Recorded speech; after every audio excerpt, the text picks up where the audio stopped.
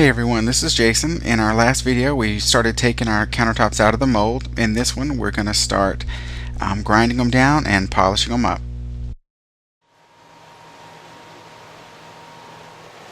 Here is our biggest part of our countertop here, which weighs about 300 pounds. And that's not a crack, that's where we ran out of cement, but it's going to give it character and stuff. There's that piece, and then here's the other three that we've been working on. And here's how it'll look with our sink, just positioned in there, make sure it would fit, but that's how it's going to look. At this point we are starting to grind down our countertop, and you can start to see the rocks exposed underneath. That's the part that has not yet been ground down, and we're using a wet dry grinder with a diamond bit grinding tool that goes with our wet dry grinder.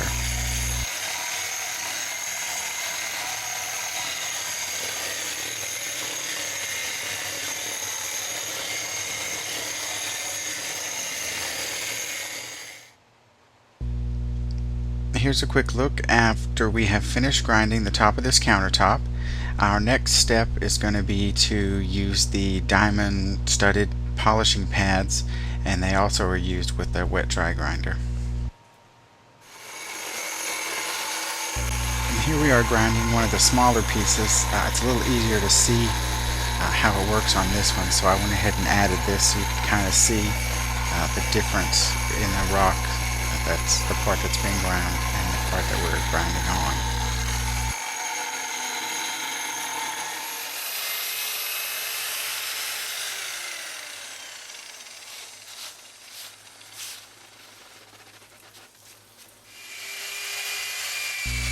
And Manuel's in the background polishing our countertop, and these are our different polishing pads. They go all the way from 50 grit all the way up to 3000, and these are color coded. They're for use with the wet dry grinder, and you can sort of see the little diamonds in there just sparkling a little bit.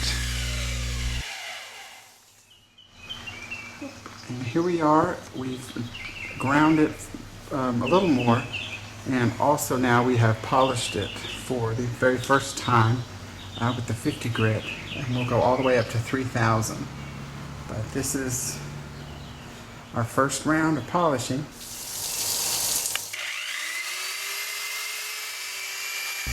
Here we are polishing with some of the higher grit polishing pads, and somewhere between 200 and 400 we added our slurry coats, but you want to go successively from the lower to the higher, and eventually you'll have a very nice mirror finish on your concrete. We got the countertop in the house. It took 6 of us, but we finally got it in. Right now it's in the breakfast room, and the reason it's in here is because we have to do the finish on it, and you can't have the finish done. That's the old countertop that we're replacing. That's our new sink that we just put in. It has to be between 65 and 85 degrees in order to do the sealer, so we had to bring it in the house, and next is we're going to be putting the sealer on it. That's where we're going to replace that, and that, and those are the countertops for those. Those each weigh about 80 pounds, and this piece here weighs right around 300 or so pounds, and it's 1.5 inches thick. These are the 3 steps that we're using for the finish on our countertop. The first one is a conditioner, and what this does is this hardens the top of the concrete and gets it ready to get the epoxy. And the next step is the epoxy, and it's called stone lock. And then the last step is the coat that goes on top of it, which is a polyurethane resin, and it's also called stone lock. So we start off with the conditioner. We go with Stone Lock E3, and then we'll finish off with Stone Lock 2K. And these are from a company called Richard James Specialty Chemical Corporation, and they are the ones who created this, and it's called Stone Lock. And this, we're also using the gloss. They sell it in low gloss as well. Alright, I'm going to start on the first step. What I've done is washed the countertops again, And the first thing I'm going to do is put on the conditioner. I'm going to put that across this and then turn on some fans and let it dry for about 30 minutes. And I'm going to go ahead and start that.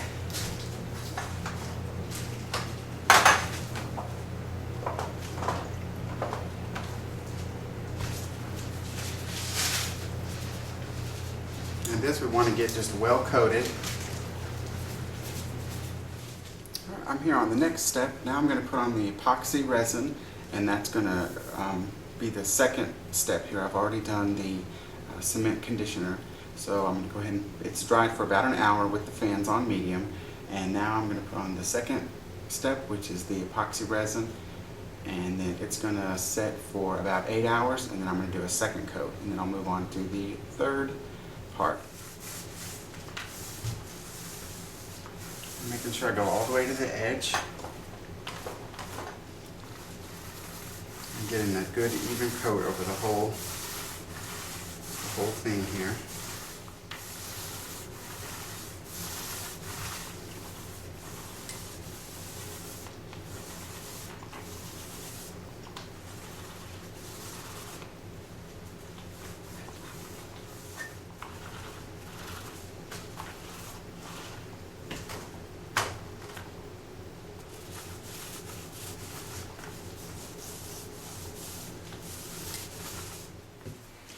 Okay, we've put on our first coat of the step number 2, which was the epoxy resin, and you may notice it's quite a bit shinier. And now we're going to go ahead and put on the second coat the exact same way that we did the first one. Alright, we've done the 2 coats of the epoxy resin, and there were 8 hours cure time in between each of those. And now we're going to do the last one, which is a top coat, which is a polyurethane resin. And then it's going to sit for about 5 days, and then we'll wax it, and we'll be ready to install our countertops. We have our first countertops set down. That's the small ones on either side of the stove, making sure they're level, and also that one. We still have the big one to go. It's going to take a couple of us, so this is pretty much. We have the main countertop in now. All that's left is the backsplash, which I'm going to do tomorrow. So that is, of course, the new sink, and we added on a little extra there with the cabinets done. So that pretty much is our new countertop put in. And once the backsplash is finished, we'll be completely done with our kitchen. And here we are in the kitchen that is finished. We have the cabinets that have been redone, the countertops, the tile. These are concrete countertops, our new oven, our glass mosaic tile on the walls, new floor in.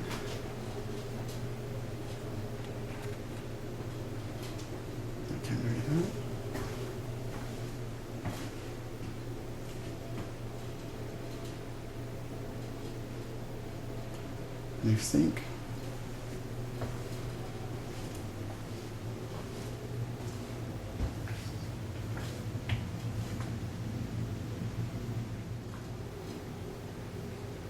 This is a closer view of the countertops.